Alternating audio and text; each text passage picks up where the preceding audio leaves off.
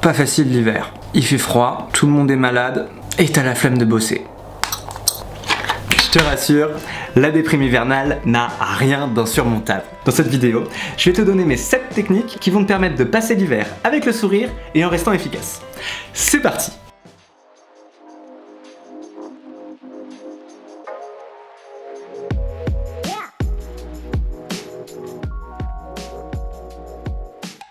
Le problème de l'hiver, c'est que les journées elles raccourcissent. Quand il fait nuit à 16 h, ça a un impact direct sur ton corps et tes hormones. Pour te faire une petite explication de biologie en 30 secondes top chrono, de base, t'as moins de vitamine D, donc t'es déprimé, moins de sérotonine, bah t'es de moins bonne humeur, et en plus de mélatonine, t'es fatigué. Résultat des courses, à 20 h, t'as envie d'aller te coucher, et le matin, t'es au radar. Première astuce, compense l'absence de lumière. La solution recommandée par tous les médecins et toutes les études de santé est notamment mise en application dans de nombreux pays nordiques comme la Norvège, la Suède, le Canada, c'est la luminothérapie. Je te préviens tout de suite, je vais pas te dire d'acheter une lampe à 150 €, il y en a beaucoup dans le commerce, c'est vrai que ça marche très bien, mais pour la majorité des gens, c'est quand même de l'overkill. Si t'es une personne normale, la meilleure solution en hiver, c'est de te mettre près des fenêtres quand il fait beau temps, et sinon c'est de faire une petite balade d'environ 15 minutes tous les jours pour prendre la lumière. En ce qui concerne la vitamine D, tu peux compenser d'éventuelles carences grâce à ton alimentation. Tu en trouveras dans les œufs, les produits laitiers, le poisson, le lait de soja et aussi éventuellement en complément alimentaire. Astuce numéro 2. Dors assez parce que tu en as besoin. C'est justement à cause de tous ces problèmes avec la mélatonine et la sérotonine que ton horloge biologique interne peut être un peu déréglée. Ce qui fait que tu as envie de te coucher bien plus tôt que la normale et que tu as aussi du mal à te lever le matin, d'où d'ailleurs le changement d'heure, pour te permettre de te lever plus tôt le matin. Je vais pas épiloguer sur le sommeil parce qu'on le traite en long, en large et en travers sur le blog et sur la chaîne YouTube. William t'a fait une super vidéo avec ses 9 techniques de Jedi pour maîtriser le sommeil, c'est par là. C'est aussi par là. Parce que mon petit cadre chéri, Olivier, bah, il va remettre ça là, là, là, là, là et là, voilà, partout. Non, tu vas peut-être pas le faire. Je vais le faire, mais ma vengeance sera terrible. On se retrouve à la fin de la vidéo. Astuce numéro 3. Fais du sport ou pratique une activité physique régulière, même en hiver. Alors, pour le coup, le sport favorise la sécrétion d'endorphine, l'hormone du plaisir, et aussi de sérotonine. Normalement, tu suis, hein, c'est l'hormone de la bonne humeur. Ce qui fait que le sport a un impact ultra positif sur tes journées, notamment en hiver, parce qu'il te garde en bonne santé, il te maintient de bonne humeur et il t'encourage à te coucher à la bonne heure. Bref, faire du sport, ça n'a que des avantages, surtout en hiver. Et là, je te vois venir et tu vas me dire, oui, mais faire du sport en hiver, ça caille. Tu n'as pas tort, mais il est tout à fait possible de faire du sport en intérieur. Pour ça, c'est ultra simple, t'as juste besoin d'un petit tapis de sol comme ça. Hop. Le plus important avec le sport, c'est la régularité. Mieux vaut que tu fasses 3 à 4 séances de 10 minutes toutes les semaines, plutôt qu'une seule grosse séance d'1 heure. L'autre problème de l'hiver, bah, c'est le froid, la maladie et le fait que t'as des défenses immunitaires qui sont en PLS. Évidemment, les bases.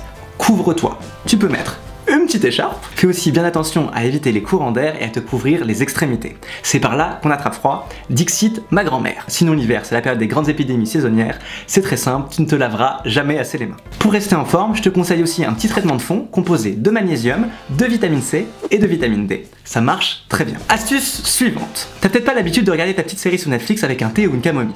Eh ben, tu devrais.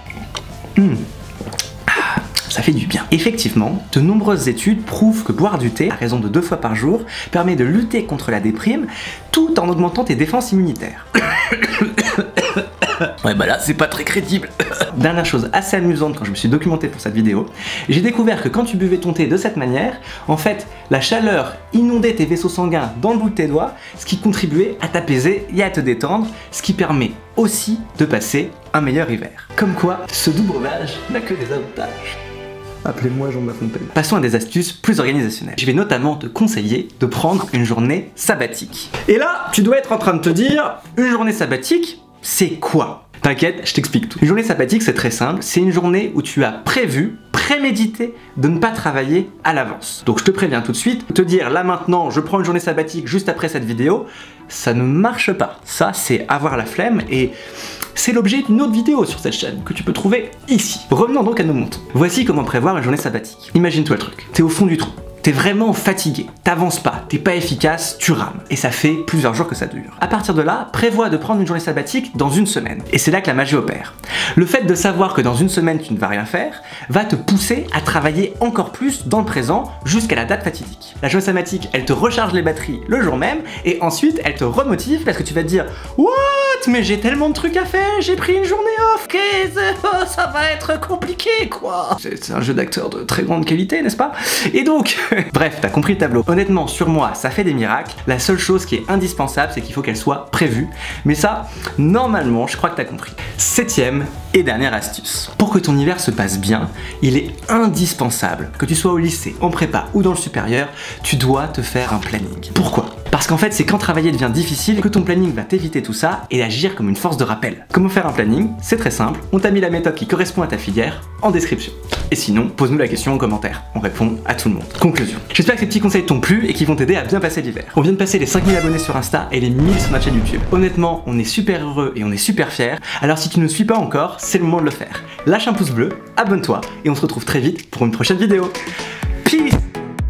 Comme promis, je vais maintenant révéler au monde le vrai visage d'Etienne. Bon visionnage, et à une prochaine fois.